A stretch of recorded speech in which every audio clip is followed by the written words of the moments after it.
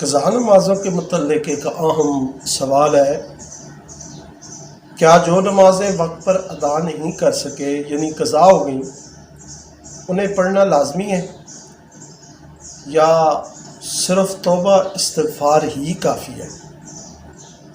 قضا نمازوں کے پڑھنے کا ثبوت پیش کریں اور صحیح طریقہ پیش کریں کہ اس میں صحیح طریقہ کیا ہے۔ یاد رکھیں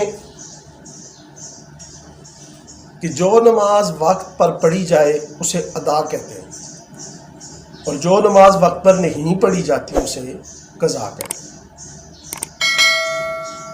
قضا نماز کا پڑھنا یہ لازمی ہے اور یہ سنت سے ثابت ہے۔ ترمذی شریف ابواب الصلاۃ میں حدیث مبارکہ ہے، غزوہ خندق میں نبی مکرم علیہ الصلاۃ والسلام خندق کی کھدائی میں مشہور رہے تو آپ کی 4 نمازیں رہ گئیں۔ ان 4 نمازوں میں ظہر، عصر، مغرب اور عشاء۔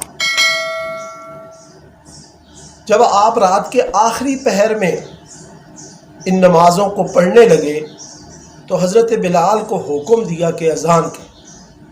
حضرت بلال نے اذان کہی، پھر اقامت کہی گئی تو آپ نے ظہر کی نماز پڑھائی، پھر عصر کی نماز پڑھائی، پھر مغرب کی نماز پڑھائی اور سب سے آخر میں عشاء کی نماز پڑھائی۔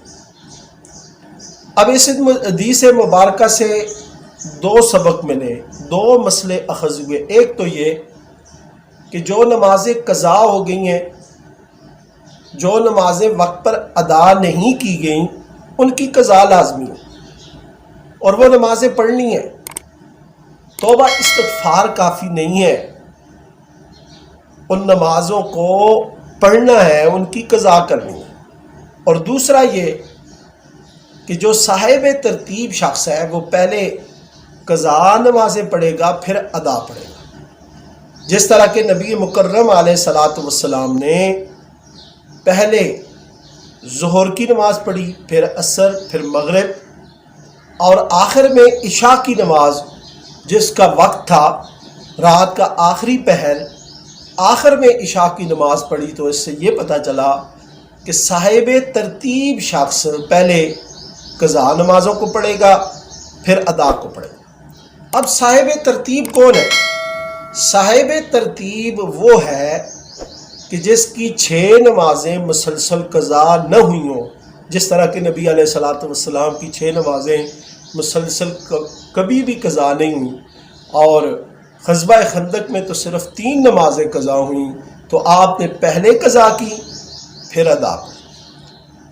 اور یہ جو کہا گیا ہے کہ جی توبہ استغفار کافی ہے، توبہ استغفار اگر کافی ہوتا تو پھر نبی علیہ الصلاۃ والسلام تو بڑے اہم امور میں مشغول تھے اور جان بچانے اور مدینہ شریف کی حفاظت کے لیے غزوہ خندق میں خندق کھودی گئی تو آپ توبہ استغفار کر دیتے اور امت کو یہ تعلیم مل جاتی کہ وہ بھی توبہ استغفار کر دیتے، نمازوں کی قضا نہ کرتے۔ لیکن نبی علیہ الصلاۃ والسلام نے قضا نمازوں کو پڑھا، جو وقت پر ادا نہیں کی گئیں ان نمازوں کو لٹایا، ان نمازوں کی قضا کی۔ اس سے یہ پتہ چلا کہ جو بھی نمازیں رہ جائیں وقت پر ادا نہ ہوں ان نمازوں کی قضا کرنا لازمی ہے۔ اللہ پاک عمل کی توفیق عطا فرمائے۔ سبحانک اللہم و بحمدک، اشہد ان لا الہ الا انت، واستغفرک واتوب الیک۔